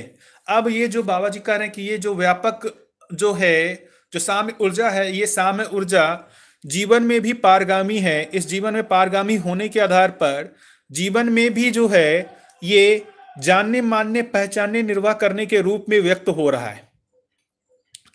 जो वहां जो बल संपन्नता, ऊर्जा संपन्नता है भौतिक रासायनिक परमाणुओं में, वो सिर्फ पहचानना, निर्वाह करने के रूप में व्यक्त होता है। लेकिन ये जो ऊर्जा संपन्नता, बल संपन्नता है, ये जो जीवन है उस गठनपूर्ण परमाणु में जानने, मानने, पहचानने के रूप में व्यक्त होता है। यह मेधस तंत्र समृद्ध होने की गवाही भी है। उक्त विधि से रचनाओं में विकास होने की रूपरेखा विदित होती है। इसके पहले यह भी स्पष्ट किया जा चुका है कि परमाणु में ही विकास होता है। एक से विकसित परमाणु गठनपूर्ण होते हैं। यही चैतन्य इकाई है, यही जीवन है। जीवन ही शरीर को जीवंत बनाए रखते हुए समझदारी को प्रमाणित करता है। तो जो बाबा जी ये कह रहे हैं कि भाई फाइनली जो है ये सब जो है, ये सब जितनी भी रचनाएं हुई हैं इस धरती पे, वो सब विकास क्रम में ही है, विकास नहीं है। विकास तो जो गठनशील परमाणु जो है, गठनपूर्ण परमाणु में जो संक्रमित होता है वही मूल विकास है। और उसमें अभी तक जो बाबा जी ने बहुत ही सुंदर ढंग से ये कहा कि ये धरती पे ये जो सारा शोध कार्य हो ही रहा है, ऐसा नहीं है कि सिर्फ ऐसा लगता है कि जैसे मनुष्य ही शोध कार्य कर रहा हो। हर एक पदार्थ अवस्था भी जो है वो जो है प्राण अवस्था के प्रकटन के लिए शोध कार्यरत है ही। प्राण अवस्था भी जो है वो जीव अवस्था के प्रकटन के लिए शोध कार्य उसमें है ही, क्योंकि उसी में ही बाबा जी ने जो बार बार कहा है कि जो प्राण अवस्था है उसके जो प्राण जो रचना सूत्र है, उस रचना सूत्र में ही जो है अपने आप ही शोध कार्य हो रहा है कि वो और उससे विकसित रचना को प्रकट करे, उसी के ही माध्यम से जो है उससे विकसित रचना जो है, प्राण अवस्था से विकसित रचना जो है स्वेदज संसार हुआ। स्वेदज संसार से भी विकसित रचना अंडज संसार हुआ। अंडज संसार से भी विकसित रचना पिंडज संसार हुआ। इस पिंडज संसार में भी देखेंगे तो उसमें सबसे ज्यादा विकसित जो है वो मनुष्य शरीर ही दिखता है, क्योंकि मनुष्य शरीर जो है उसमें समृद्ध मेधस तंत्र होता है, जिसके माध्यम से जीवन अपने आप को पूरी तरीके से व्यक्त करने योग्य हो जाता है। देखेंगे जो है जानवरों में भी जीवन कार्यरत है, जीवन के जो है संयोग रहता ही है। चाहे आप जितने भी गाय, भैंस, घोड़ा ये सब देखेंगे तो ये सब में जीवन और शरीर दोनों है, लेकिन वहां पर ये जो जीव जानवरों का जो मेधस है वो पूरी तरीके से समृद्ध नहीं होता। इस समृद्ध नहीं होने के आधार पे जीवन पूरी तरीके से वहां व्यक्त नहीं हो पाता। व्यक्त नहीं होने का मतलब वहां जानने मानने की क्रिया नहीं होती। जैसे कोई जानवर में ऐसा नहीं होता है कि वो जानने की क्रिया कर रहा हो, मतलब जो है वो नियम को पहचानने की कोशिश कर रहा हो, वो अध्ययन कर रहा हो, वो ज्यादातर पहचानना निर्वाह करने तक ही सीमित दिखता है। तो सबसे समृद्ध रचना जो देखेंगे परमाणुओं से, मानव शरीर बनने की स्पष्टता कीजिए भाई जी। ठीक है, फिर से मैं इसको रिपीट करता हूं, मानव शरीर रचना। देखिए कहीं ना कहीं ये देखेंगे इस धरती पे सबसे पहले पदार्थ अवस्था जो भी है, ये धरती अपने आप में पदार्थ अवस्था ही के ही रूप में रहा होगा। ऐसे पदार्थ अवस्था में कई तरीके के परमाणु यहाँ पर हो गए होंगे। उस परमाणु, अनेक प्रजाति के परमाणु होने के बाद कई तरीके के अणु आए होंगे, और ऐसे परमाणु अणुओं के संयोग से पानी का जो है, जल का यहाँ फॉर्मेशन हुआ होगा इस धरती पे। उस पानी के जल के साथ जो है अलग अलग तरीके के जो धरती के संयोग होने से रस रसायन बने, और ऐसे रस रसायन बनने के पश्चात जो है ब्रह्मांडीय किरण के प्रभाव से प्राण कोशिकाओं का निर्माण होना शुरू हुआ इस धरती पे। ऐसे प्राण कोशिकाएं बनते हुए बहुत तरीके की रचनाओं में व्यक्त हुए होंगे, बहुत तरीके के पेड़ पौधे बने हुए होंगे। ऐसे प्राण कोशिकाओं में भी शोध कार्य चल ही रहा है। उनमें भी जो वो रचना तत्व है उसमें शोध कार्य के का मतलब हुआ अपने से श्रेष्ठ रचना के लिए अग्रसर होना बना ही है। अब वहां पर जो श्रेष्ठ रचना हो रहा है, इसी जो आधार पर जो प्राण कोशिकाएं हैं, जो प्राण अवस्था की इकाई है, वो प्राण अवस्था से ही अंडज संसार स्वेदज संसार का निर्माण हुआ, जहां पर जो कीट पतंग इस तरीके के जो भी चीज हम कह रहे हैं वो प्राण अवस्था से ही उसका जो है निर्माण हो रहा है, उससे विकसित रचना के रूप में। फिर यही जो स्वेदज संसार है ये अपने आप में जो है शोध कार्य करते हुए इससे विकसित रचना के रूप में अंडज संसार में परिवर्तित हुआ। और ऐसे ही अंडज संसार से कभी ऐसा हुआ होगा, ऐसे अंडज संसार से ही कभी पिंडज संसार का जो है उद्भव हुआ होगा, और ऐसे पिंडज संसार में कई तरीके के जीव जानवरों से इस पिंडज संसार से ही मनुष्य मानव शरीर का भी निर्माण हुआ होगा। देखिए साइंस भी कहता ही है कि जो मनुष्य शरीर का जो भी कहें कि उसके पूर्वज जो है बंदर हैं या इस तरीके के बोलते ही हैं, क्योंकि आप देखेंगे तो उनकी रचना में कहीं ना कहीं कुछ रूप में मनुष्य शरीर की रचना की एक समानता दिखती है। तो वो हालांकि वो रचना जो है वो रचना पूर्णतया जो है समृद्ध नहीं हुई, इस आधार पर उससे श्रेष्ठ रचना, उससे श्रेष्ठ रचना, उससे श्रेष्ठ रचना करते हुए यहां तक मनुष्य शरीर की रचना हुई है। तो ये कोई एक दिन में नहीं, कई हजारों साल में जो है ये शोध कार्य प्रकृति में होते हुए जो मनुष्य शरीर की रचना हुई है। और उस रचना का मूल जो देखेंगे उसमें जो है श्रेष्ठ, ये इसलिए कह रहे हैं क्योंकि इसमें जो है समृद्ध मेधस है, और ये समृद्ध मेधस होने के कारण ही जो है जीवन अपने आप को पूरी तरीके से व्यक्त कर पाता है।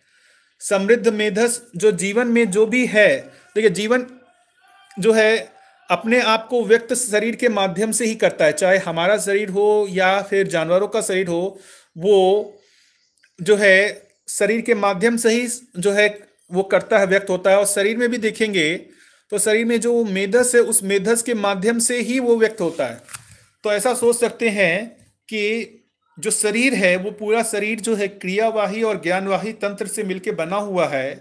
और ये क्रियावाही ज्ञानवाही तंत्र जो है वो उसका फाइनल जो है वो नियंत्रण मेधस से ही होता है। तो जीवन मेधस के माध्यम से पूरे शरीर पे नियंत्रण रखता है, या फिर पूरे जीवन मेधस के माध्यम से ही पूरे शरीर के माध्यम से व्यक्त होता है। संदीप भाई साहब हैं, बिना भुने हुए बीज में जो अभी मिट्टी या नमी के संपर्क में नहीं आया, क्या श्वसन प्रश्वसन हो रहा होता है? देखिए, ये जो बात पूछ रहे हैं सुंदर बात है कि जो बीज है, जैसे एक चने को लें जिसको भी हमने मिट्टी में नहीं डाला है, तो ये यदि उस बीज को हम मिट्टी में डाल दें और उसमें खाद पानी हवा नमी दे, तो वो जो है उसमें अंकुरन दिखाई पड़ता है और वो जो है वो वो ग्रोथ करना उसमें शुरू होता है, वो चने के बीज से पौधा बन जाता है। लेकिन जो ऐसे चना रखा हुआ है, चने का जो बीज रखा हुआ है, क्या उसमें श्वसन प्रश्वसन हो रहा होता है या नहीं है? देखिए, मैं जितना समझा हूं, मैं इस पे श्योर नहीं कह सकता कि श्वसन प्रश्वसन जो है यदि वो होगा तो उसके साथ साथ जो है उसमें मल्टीप्लिकेशन भी होगा, क्योंकि श्वसन प्रश्वसन जो है वो अपने विपुलीकरण के अर्थ में ही है। लेकिन चने का जो बीज है वो उसमें दिख रहा है, वो अपने तक ही सीमित है, उसमें विपुलीकरण होता हुआ नहीं दिखता है। तो उसमें कहना जो है श्वसन प्रश्वसन हो रहा या नहीं हो रहा है, ये मैं अभी इसको क्लियर नहीं कह सकता। मैं इसके बारे में जैसे बाबा जी ने या क्या कहा है, मैं और लोगों से पूछ करके आपको कल बताऊंगा। ठीक है। हाँ हाँ, विपिन बिहारी जी पूछ रहे हैं आपको क्या लगता है पहले अंडा या मुर्गी? तो अब ये जो चीज है पहले अंडा या मुर्गी जो है, देखिए ये प्रश्न जो है ना, ये ऐसा बनता ही नहीं है कि पहले अंडा या मुर्गी है। मैं बार बार यही कह रहा हूं कि जो कहीं ना कहीं जो जीव अवस्था का जो उद्भव है वो प्राण अवस्था से ही हुआ है। ऐसा नहीं है कि जो अभी मुर्गी और ये अंडा दिख रही है ये ऐसा ही पहले भी रहा होगा। मुर्गी अपने स्वरूप में ऐसी नहीं रही होगी, ना ही अंडा इस स्वरूप में रहा होगा। वो एक विकास क्रम में होता हुआ मुर्गी की रचना अभी इस रचना के रूप में दिख रही है। जैसे मनुष्य शरीर की जो रचना है वो जैसी रचना अभी दिख रही है, ऐसी ही रचना जो है एकाएक धरती पे प्रकट हुई होगी, ऐसा नहीं है। मनुष्य की रचना से पहले जो है कई तरीके की और रचनाएं हुई होंगी, जिसमें अश्रेष्ठ अश्रेष्ठ अश्रेष्ठ रचना की ओर होते हुए अग्रसर होते हुए ये रचना अभी तक आई है। तो इसलिए जो है सीधा ये कह पाना कि मनुष्य शरीर जो है सीधा ये जो समृद्ध, इतना समृद्ध मनुष्य जो समृद्ध रचना दिख रही है वो एक ही बार में प्रकट हुआ होगा, ऐसा नहीं है। वो एक विकास क्रम में ही जो है ऐसी रचना प्रकट हुई है।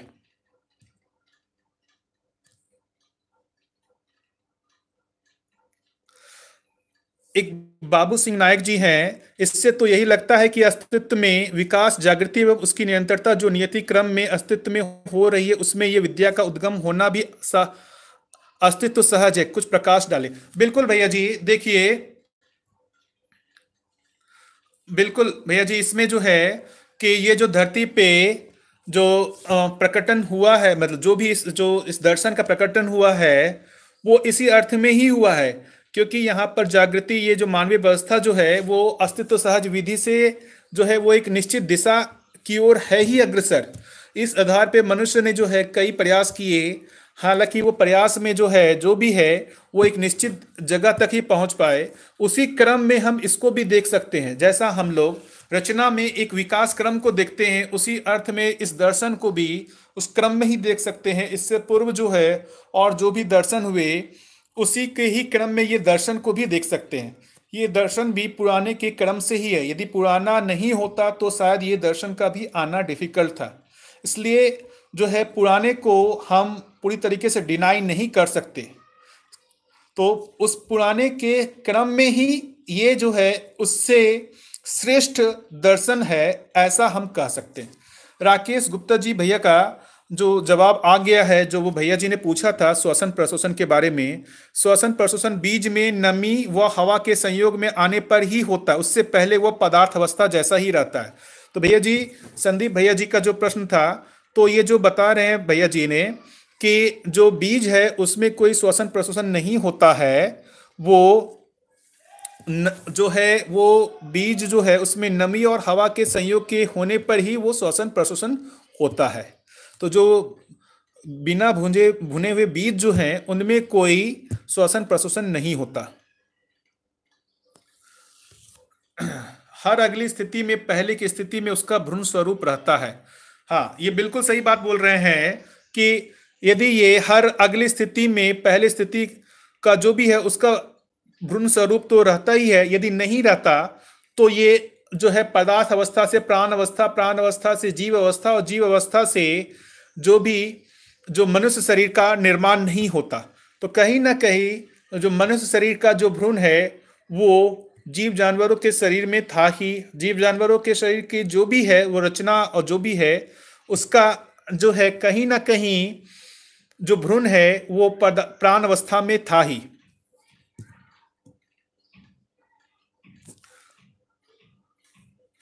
आगे जो है मुझे लगता है कि ये विकास क्रम जो है, हाँ, एक जो चीज कोई पूछ रहे हैं जीवन एटम ही है, ये कैसे मान ले। बिल्कुल भैया जी, ये जो है मानने की बात नहीं है, ये हम सब लोगों को अनुभव करना ही पड़ेगा कि जीवन जो है वो एक गठनपूर्ण परमाणु है। ये देखेंगे तो पूरे अभी तक जो मैं समझता हूँ कि पूरे मानव जाति में जो इतना रहस्य बना रहा कि आत्मा और ये सब की बात तो होती रही, लेकिन उसके सही स्वरूप की जो है पहचान नहीं होने के कारण वो एक रहस्य जैसा बना ही रहा। क्योंकि वो मूल स्वरूप में आत्मा है क्या, किसी ने जो है आत्मा को व्यापक बना दिया, किसी ने जो है कुछ और बना दिया, उसके मूल स्वरूप की पहचान नहीं हो पाई। बाबा जी ने इसको पहचाना कि जो है वो जो है वो भी एक गठनपूर्ण परमाणु ही है। तो ये गठन पूर्णता की जो जो पहचान हुई है, ये तो मुझे ये लगता है कि ये अनुभव क्रिया ही है। अभी तो हमारे को ये मान के ही चलना पड़ेगा कि गठनपूर्ण परमाणु जैसा ही मतलब कोई चीज है जिसको बाबा जी जीवन कह रहे हैं। हालांकि ये अभी तक जो है मेरे अनुभव में तो नहीं आया है। तो मैं आपको भी यही कहूँगा कि ये जो है एक जिस तरीके से हाइपोथेसिस है उस रूप में इसको ले सकते हैं और इस पे शोध कार्य कर सकते हैं। और यदि आपको भी अनुभव होगा तो पता चलेगा ही कि ये भी जो है गठनपूर्ण परमाणु ही है, और या फिर इससे कुछ अलग अलग अनुभव होता है तो आप उसको प्रस्तुत करेंगे आगे भविष्य में। हाँ, जीवन तो एनर्जी है ना, जीवन तो एनर्जी है ना। देखिए किस एनर्जी की बात करें, एनर्जी का जो है वो क्रिया रूप में ही दिखता है। तो पदार्थ अवस्था में भी एनर्जी है और जीवन में भी एनर्जी है। जीवन की एनर्जी को हम इच्छा विचार आशा के रूप में कह सकते हैं। पदार्थ अवस्था की जो एनर्जी है वो उसको हम भार बंधन या अनुबंधन में जो क्रियाशीलता है उसके आधार पर समझ सकते हैं। तो वो जो आप एनर्जी की बात कर रहे हैं वो एनर्जी जैसा लगता है कि वो कोई फॉर्म नहीं है, वो सिर्फ एक अपने आप में एनर्जी है, ऐसा नहीं है। जीवन का जो स्वरूप है वो अपने आप में एक गठनपूर्ण परमाणु है। उस गठनपूर्ण परमाणु के रहने के साथ जो है वो एनर्जी को व्यक्त कर रहा है। जैसे हम जो इच्छा विचार आशा कर रहे हैं वो इच्छा विचार आशा वो हो कहाँ रहा है, वो उस गठनपूर्ण परमाणु में ही हो रहा है। संदीप भैया जी का प्रश्न है बिना भुने बीज को पदार्थ माने या प्राण। भैया जी, बिना जो भुने हुए जो भी हैं उनको तो पदार्थ ही माना जाए। जब तक जो है वो प्राण अवस्था जो है, जब तक उसमें श्वसन प्रश्वसन होना जो है स्टार्ट नहीं होता तब तक तो उसको पदार्थ अवस्था ही माना जाए। फाल्गुनी जी ये पूछ रहे हैं, स्वेदश संसार का स्वभाव और धर्म क्या है, प्राण अवस्था या जीवावस्था? देखिए, बार बार ये प्राण अवस्था और जीवावस्था जो है, वो जो स्वेदश संसार है उसके बीच की कनेक्टिंग इकाई है। तो वो स्वेदश संसार जो है अपने आप में पूरी तरीके से वो व्यक्त नहीं है, वो इस क्रम में है। पदार्थ प्राण अवस्था से जीव अवस्था के कनेक्ट करने के क्रम में जो ये स्वेदश संसार है, तो उसमें ये ठीक ठीक कह पाना, उसको प्राण अवस्था में ले या जीवावस्था में ले, उसको ये कहना चाहिए कि वो उस क्रम में है। प्राण अवस्था और जीव अवस्था ऐसा बिल्कुल हम दो आइसोलेशन में ना देखें। प्राण अवस्था से जीव अवस्था को एक क्रम के रूप में देखें तो स्वेदश संसार ज्यादा अच्छे तरीके से दिखेगा। आप बोलते हो कि उसका मास नहीं है, तो वो पार्टिकल के बजाय एनर्जी होना चाहिए। देखिए, मास नहीं है, मैं ऐसा नहीं कर रहा हूं जीवन जो है गठनपूर्ण परमाणु का मास नहीं है। साइंस जो है मास को किस तरीके से पहचानता है, आपने यदि मास को पढ़ा होगा तो मास को वो जो है बल के आधार पर पहचानता है कि दो पार्टिकल के बीच में इस तरह कुछ बल लग रहे हैं, तो उस बल के आधार को जो है वो मास पहचानता है, इनर्शियल मास कहते हैं। यदि ये गठनपूर्ण परमाणु कहें तो गठनपूर्ण परमाणु जो है वो किसी के साथ जो है भौतिक रासायनिक क्रिया नहीं करता है, तो वो किसी पे भी भौतिक रासायनिक भौतिक बल नहीं लगाएगा। तो जब वो बल नहीं लगाएगा तो वहां पर हम मास की बात ही नहीं करते। तो जो मास की बात हम कर रहे हैं, वो मास की बात हम जो है वो जो जो बल आकर्षण है, उस बल आकर्षण के कारण हम मास की बात कर रहे हैं। जब यहाँ पर जो गठनपूर्ण परमाणु है वहां पर कोई बल आकर्षण है ही नहीं दूसरे परमाणु के साथ, तो वहां मास की बात ही नहीं करनी चाहिए। स्वेदज को किस अवस्था में, इस पे बात तो हो चुकी है। व्यापक को डार्क एनर्जी बोलना सही है क्या? देखिए, डार्क एनर्जी जो है वो ओके, आगे जो है हम लोग बढ़ सकते हैं, फिर क्वेश्चन आंसर को बाद में लेंगे। अब तीसरा जो चैप्टर है परमाणु में विकास, तो अभी तक जो है हम लोगों ने जो विकास क्रम को देखा। विकास क्रम का मतलब हुआ जो पदार्थ अवस्था से प्राण अवस्था, जीव अवस्था और ज्ञान अवस्था के जो शरीर का जो भी है रचना है, उसको हमने विकास क्रम कहा। और विकास जो है फाइनली जो है वो जो गठनशील परमाणु गठनपूर्ण परमाणु में संक्रमित होता है उसी को ही विकास कर रहे हैं। अब उस पर हम लोग आ जाते हैं। इससे पहले रचनाओं में विकास क्रम स्पष्ट हुआ है। यह विकास क्रम परमाणु, अणु, अनुरचित पिंड, वनस्पति संसार, पशु शरीर, मानव शरीर की रचना तक रचना में विकास क्रम को स्पष्ट किए है। मानव शरीर सर्वोच्च विकसित रचना के रूप में अध्ययन गम्य है। तो ये सब हम लोग पिछले चैप्टर में बात कर चुके हैं कि जो मानव शरीर सर्वोच्च विकसित रचना है। मानव शरीर सर्वोच्च विकसित रचना इसलिए है कि मानव शरीर में मेधस रचना पूर्णतया विकसित हो चुकी है। तो जो सब मेधस की बात हम लोग बात कर चुके हैं, मेधस तो जीव जानवरों में भी है, लेकिन सबसे समृद्ध जो मेधस है वो मनुष्य शरीर का ही है। इसलिए जो है सर्वोच्च विकसित रचना जो है वो मनुष्य शरीर को ही कह रहे हैं। सुदूर विगत से ही मानव न्याय, धर्म, सत्य संबंधी तथ्यों का उद्घाटित करने का इच्छुक रहा है। इस क्रम में जितने भी प्रयोग हुए हैं और आगे भी सूझबूझ को विकसित करने की आवश्यकता बनी रही। प्रयासों के क्रम में आदर्शवादी, भौतिकवादी सूझबूझ प्रयोग में आई। फल परिणाम मानव कुल में आकलित हो चुका है। तो अब जो है बाबा जी जो है परंपरा का मूल्यांकन कर रहे हैं कि बहुत देखेंगे इस धरती पे तो कई वर्षों से ही जो है मनुष्य जो है वो न्याय, धर्म, सत्य संबंधी बातों की बातचीत करता ही रहा, उसको जानने का इच्छुक रहा ही, उसके लिए प्रयोग और प्रयास भी करते रहा। और उस क्रम में बोल रहे हैं कि दो तरीके के जो प्रयास हुए, एक आदर्शवादी प्रयास और दूसरा भौतिकवादी हुआ। इन दोनों ही प्रयोग से जो वो एक जो मानवीय व्यवस्था यहाँ पर प्रमाणित होनी थी, स्थापित होनी थी इस धरती पे, वो अभी तक नहीं हो पाया है। न्याय की अपेक्षा आज भी सर्वाधिक मानव में बनी हुई है। आज भी देखेंगे कि न्याय प्रमाणित नहीं हो पाया है इस धरती पे। मनुष्य जो है उस न्याय में नहीं जी पा रहा है, लेकिन फिर भी अपेक्षा के रूप में हम में, आप में, सब में ये बना हुआ ही है। उक्त क्रम में अस्तित्व को सहअस्तित्व के रूप में समझने के लिए, अभिव्यक्त करने के लिए प्रयास प्रस्तुत है।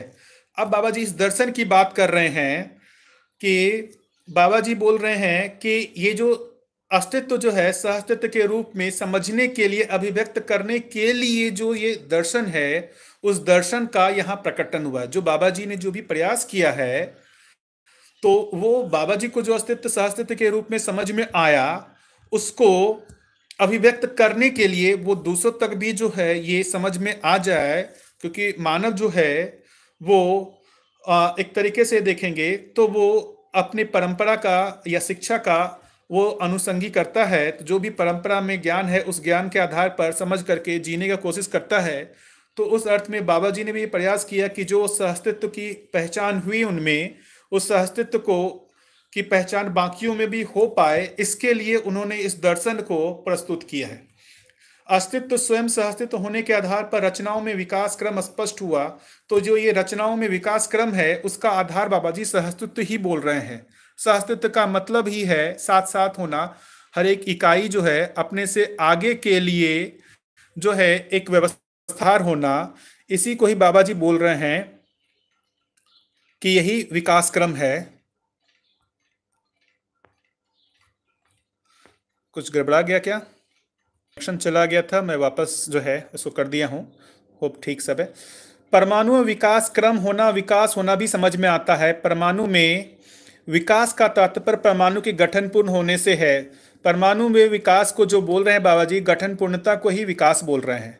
मानव में एक बात की चाहत बनी ही है, यथास्थिति वैभव, उसकी निरंतरता, या यह स्वाभाविक रूप में स्वीकृत है। परमाणु में अंशों का घटना बढ़ना परिणाम के स्वरूप में हम समझ चुके हैं। परिणाम का अमृत तो उसकी निरंतरता की अपेक्षा मानव में कल्पना भास आभास प्रतीति के रूप में पाया जाता है। अब जो ये बोल रहे हैं परमाणु में जो भी है गठनशील से गठन पूर्णता हुआ है, उसी को ही हम जो है परिणाम के अमृत के रूप में जो है समझने की बात कर रहे हैं। अमृत का मतलब ही होता है कि जिसकी निरंतरता हो, वापस जो है उसमें विपरीत दिशा में जाने का कोई भी उसमें क्रियाकलाप ना हो। तो जैसे ही गठनशील परमाणु गठनपूर्ण परमाणु बनता है, उसके बाद जो है उसके गठन में कोई परिवर्तन नहीं होता है। इसी को ही जो है बोल रहे हैं परिणाम का अमृतत्व। इसके लिए बहुत सारे प्रयास जो है होना भी स्वाभाविक है। सहअस्तित्ववादी विधि से यह स्पष्ट हो गया है कि विकास क्रम में अनेक रचनाएं, स्थिति, परिस्थितियां दृष्टिगोचर हो चुकी हैं। इसके मूल रूप में परमाणु ही कार्यरत रहना स्पष्ट हो चुका है। ऐसा परिणामरत परमाणु ही गठन तृप्त पद में घटित हो जाता है। इस घटना के लिए स्वाभाविक क्रिया परिणाम विधि ही है।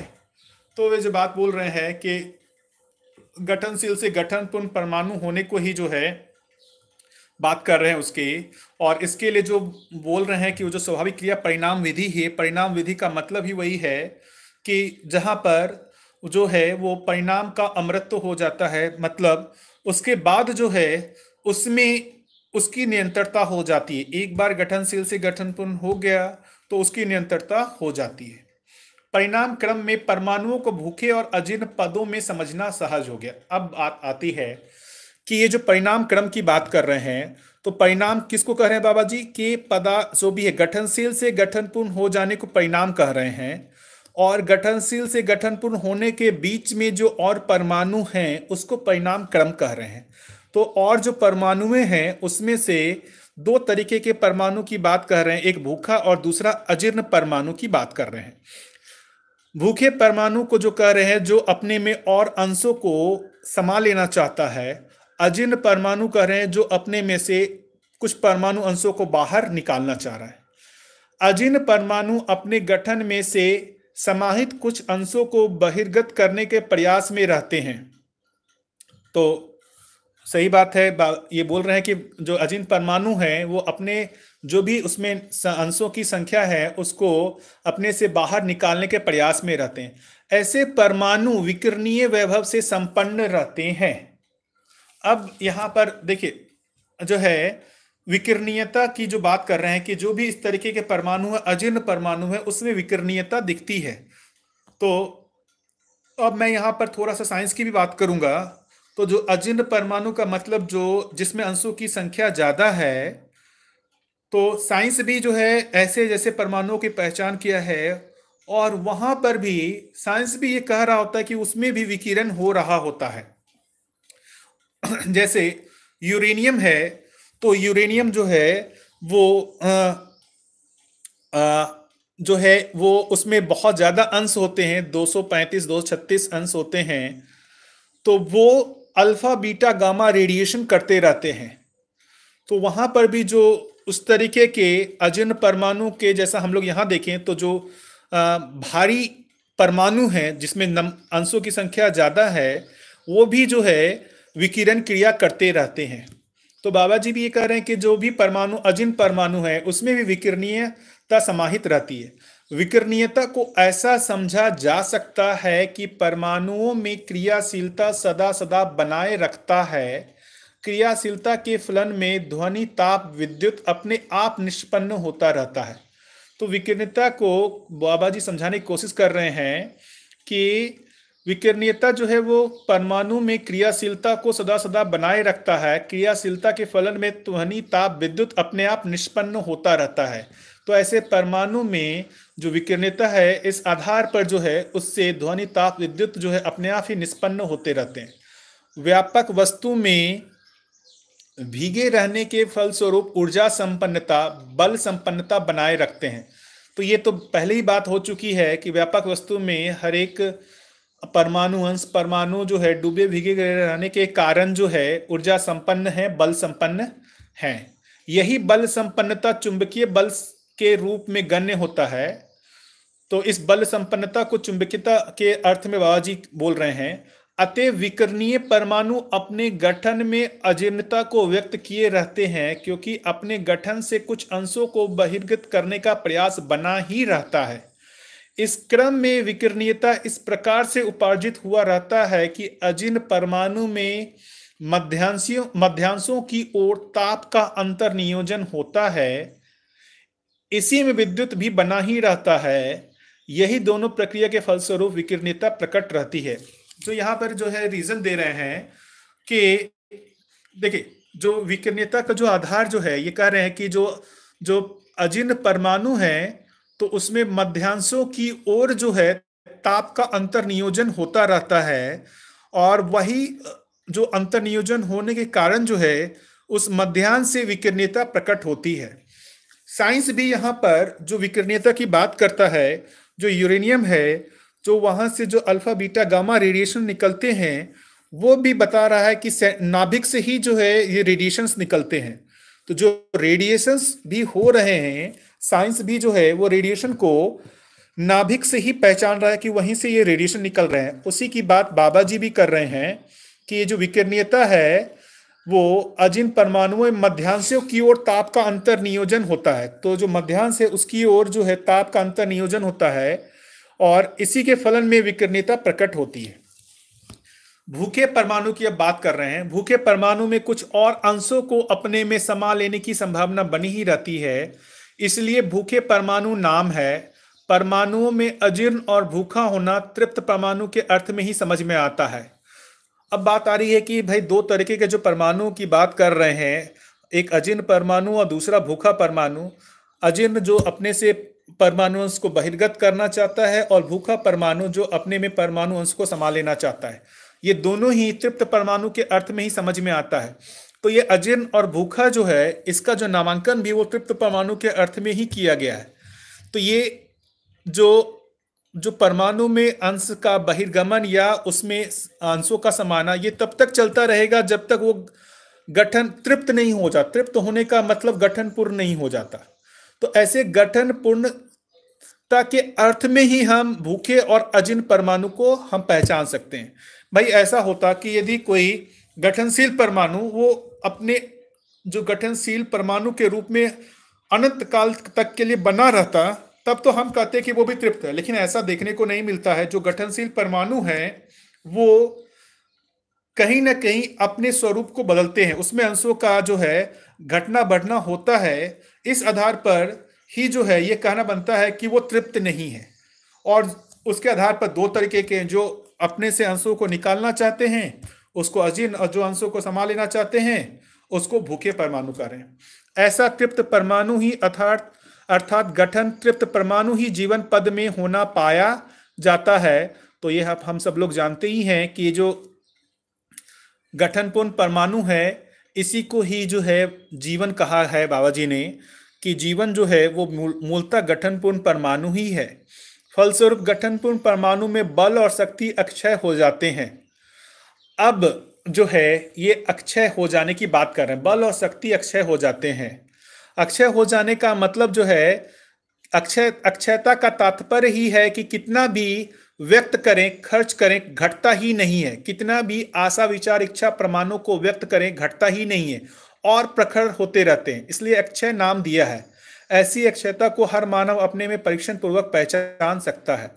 तो बाबा जी कह रहे हैं कि ये अब जो है ये जो गठनपूर्ण परमाणु है, इसमें जो है जो भी इसके क्रियाशीलता है वो कभी भी घटती नहीं है। आप जितना भी उसको क्रियाशील, जितना भी उसकी ऊर्जा को खर्च करें वो उतना और बना ही रहता है। जैसे जो है ये इसमें अब जो क्रिया हो रही है वो इच्छा विचार आशा की क्रिया हो रही है। अब जितना भी आप इच्छा विचार आशा करें, ऐसा नहीं है कि इससे जो है उस गठन पूर्ण परमाणु की ऊर्जा कम हो जाती है। मुझे याद है, मैं यहाँ पर एक चीज बताना चाहूंगा कि मैं जब शुरुआती दौर में बाबा जी से मिला था, उन्होंने मेरे को एक बात कहा था कि एक जो है शोध पत्र लिखने के लिए कि मनुष्य जो इतना भी आहार लेता है उस आहार से जो भी उसको ऊर्जा मिलती है उससे ज्यादा ऊर्जा वो खर्च करता है प्रतिदिन जो भी वो कार्य करता है। तो इसके मूल में जो वो ऊर्जा है वो जीवन से निष्पन्न होती है। ये जो है इसको जो भी है जो साइंस विधि या जो भी है उसमें वो मैथमेटिकल कैलकुलेशन की बात मेरे को कही थी कि इसको जो है तुम पूरा चार्ट बना के सारा कुछ करो। हालांकि मैंने उस काम को नहीं किया क्योंकि उस समय मेरा वो इंटरेस्ट नहीं था, लेकिन जो है वो वहां पर भी जो बाबा जी कह रहे थे कि जो जीवन है उसमें अक्षय बल शक्ति संपन्न रहता है, तो वो एक तो उसके इच्छा विचार आशा के रूप में भी व्यक्त होता है और शरीर चलाने के क्रम में भी जो है ऐसी ऊर्जा को वो व्यक्त करता रहता है। मानव ही अस्तित्व में एक इकाई है जो स्वयं का भी अध्ययन कर सकता है और संपूर्ण का भी अध्ययन कर सकता है। अब जो इस देखेंगे जो बाबा जी ने जो है पदार्थ अवस्था, प्राण अवस्था, जीव अवस्था और ज्ञान अवस्था कहा, तो ज्ञान अवस्था जो है उसमें जो है मनुष्य को ही रखा है। हालांकि देखेंगे तो जीव जानवर भी जो है वो भी जो है जीवन और शरीर के संयुक्त रूप में है, मनुष्य भी जो है जीवन और शरीर के संयुक्त रूप में है, लेकिन जीव जानवरों को उन्होंने ज्ञान अवस्था में नहीं रखा है क्योंकि उनका जो है सिर्फ पहचाना निर्वाह करना तक ही निश्चित रहता है। मनुष्य में ही जानना मानना का क्रिया होता है। तो इस पूरे अस्तित्व में मनुष्य ही है जो अध्ययन कर सकता है स्वयं का भी और पूर्ण अस्तित्व का। इसी महिमा बस मानव अपने पद प्रतिष्ठा के रूप में ज्ञानावस्था में होना स्पष्ट किया जा चुका है। हर नर नारी ज्ञानावस्था में समान वैभव है, यही परस्पर समानता का सूत्र है। इस सूत्र को भुलावा देना ही भ्रम का द्योतक है। अब जो बोल रहे हैं हर नर नारी ज्ञानावस्था में समान वैभव है, वो जीवन के रूप में कह रहे हैं। हर नर नारी देखेंगे तो उसमें शरीर रचना की भिन्नता है लेकिन जीवन में कोई भिन्नता नहीं है। इस अर्थ में दोनों ही ज्ञान अवस्था की इकाई है। नर और नारी दोनों को ही ज्ञान अवस्था में रखा है। ऐसा नहीं है कि जो है नर ही सिर्फ जो है ज्ञान अवस्था की इकाई है या नारी ही सिर्फ ज्ञान अवस्था की इकाई। नर नारी को संयुक्त रूप में मानव का है और दोनों मिलकर के ही ज्ञान अवस्था की इकाई हैं। और इस सूत्र को भुलावा देना ही भ्रम का द्योतक है। देखिए इसमें बाबा जी ने हर बार जो है नर नारी में असमानता जो है उसकी बात की है। उसका मूल कारण परंपरा में यही रहा कि जो है ज्ञान का अधिकार जो है ऐसा माना गया कि मन जो है नर को ही है, नारी को ज्ञान का अधिकार नहीं है। उसकी बात जो है बाबा जी बार बार उसको बोल रहे हैं कि वो गलत है। ये जो असमानता परंपरा में रही ये गलत है क्योंकि आप जो है दोनों को ही देखेंगे तो दोनों ही ज्ञान अवस्था की इकाई है, दोनों में ही समानता है। इस अर्थ में जो है यदि हम इस तरीके की भुलावे में रहते हैं इसी को ही हम भ्रम कहते हैं। इस प्रकार जीवन अपने में एक गठनपूर्ण परमाणु के रूप में होना और चैतन्य क्रियाकलाप के रूप में होना तथा मानव शरीर द्वारा मानव परंपरा में प्रमाणित होना सुस्पष्ट है। इस प्रकार जीवन अपने में गठनपूर्ण परमाणु के रूप में होना और चैतन्य क्रियाकलाप के रूप में होना। गठनपूर्ण परमाणु की जो क्रिया है उसी को ही चैतन्य क्रिया कहते हैं। गठनशील परमाणु की जो क्रिया है उसको भौतिक रासायनिक क्रिया कहते हैं और गठनपूर्ण परमाणु की जो क्रिया है उसको चैतन्य क्रिया कहते हैं।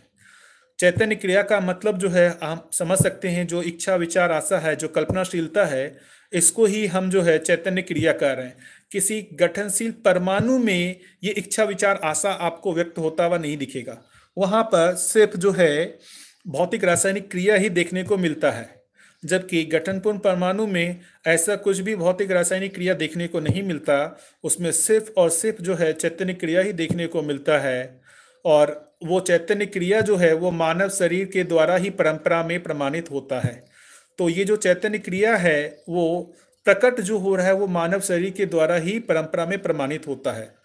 तो वो जीवन जो है वो उसमें मनुष्य शरीर की आवश्यकता इसलिए है क्योंकि वो परंपरा में इसके माध्यम से ही व्यक्त हो सकता है। इस वैभव प्रतिष्ठा को बनाए रखने में हर मानव को आश्वस्त होने विश्वस्त होने की मूल आवश्यकता के रूप में अध्ययन करने, समझने और इसे प्रमाणित करने के कार्य में प्रवृत्तियां प्रवर्तित हैं। इस प्रकार परमाणु में विकास का मंजिल गठनपूर्ण पद ही है। तो इस बोल रहे हैं कि इसी के अर्थ में ही जो इस वैभव प्रतिष्ठा को बनाए रखने में हर मानव को आश्वस्त होने विश्वस्त होने की मूल आवश्यकता के रूप में अध्ययन करने, समझने और इसे प्रमाणित करने के कार्य में प्रवृत्तियां प्रवर्तित हैं। तो आप हम सब जो हैं वो देख ही रहे हैं कि इस ज्ञान अवस्था की इकाई होने के कारण ही जो है हम समझने और इसको जीने और प्रमाणित करने के कार्य में प्रवृत्त हैं। इस प्रकार परमाणु में विकास का मंजिल गठनपूर्ण पद ही है, ऐसा यहाँ जो है बाबा जी कह रहे हैं। और अभी आगे के जो पैराग्राफ हैं उसके लिए जो है अपने पास अभी समय नहीं है, तो मैं इससे आगे जो है कल जो है स्टार्ट करूँगा। और कुछ कुछ एनारोबिक रेस्पिरेशन हमेशा चलता ही रहता है बीचों में, जिससे और भी कुछ लोगों के जो कुछ प्रश्न हैं मैं उसको ठीक से पढ़ लूँगा और इसको पढ़ने के बाद जो है कल जितना भी हो सकता है उसको डिस्कशन करेंगे। एक बात तो देखिए मैं क्लियर कर देना चाहता हूँ कि भाई मैं भी अध्ययन क्रम में ही हूँ और मैं किसी फाइनल निष्कर्ष पे अभी तक नहीं पहुँचा हूँ। मैं भी शोध कर रहा हूँ, मैं भी अध्ययन कर रहा हूँ। इस अध्ययन क्रम में मैंने जितना कुछ जो है दर्शन को समझा है, जो साइंस से पुराना साइंस को भी पढ़ा ही है, उससे जितना समझा है उसमें तर्क विधि से भी जो है समझने की कोशिश कर रहा हूँ। तो ये कोई भी अभी मेरा जो भी निष्कर्ष है वो कोई एक फाइनल निष्कर्ष है, मैं खुद के लिए भी नहीं मानता हूँ। और ये सिर्फ जो है हम लोग आपस में एक चर्चा कर रहे हैं कि इससे हम लोगों में आपस में संवाद हो सके, इसके लिए ही है। तो इसलिए मैं खुद को अपना जो भी निष्कर्ष है उसको अंतिम निष्कर्ष नहीं माना हूँ। इसलिए मेरा कोई हठ नहीं है, चाहे जितने भी जो है कि बीज हैं या भुने हुए बीज हैं, इसमें जो भी है ऐसा अभी जो है अपन ने समझा है। हो सकता है आगे जो है और भी अध्ययन होगा तो उसमें से निष्कर्ष जो है वो बदल सकते हैं। ठीक है भैया जी लोग, सब लोगों को नमस्कार, कल सुबह मिलते हैं।